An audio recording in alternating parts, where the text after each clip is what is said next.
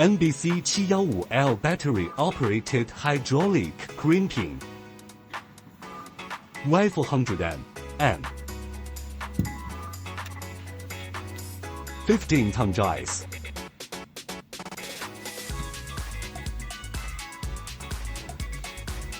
Bimetal cable lugs 400 square millimeters.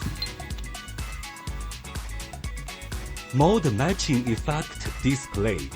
Scope of application: copper terminals within 630 square millimeters, aluminum terminal within 500 square millimeters.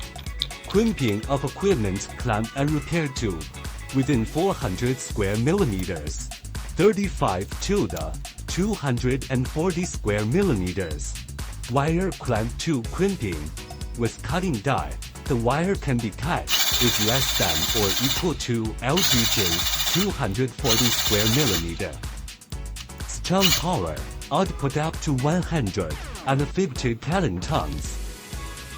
Automatically identify the size of the terminal, and the piston reset determines the position according to the size of the terminal, saving time and improving efficiency.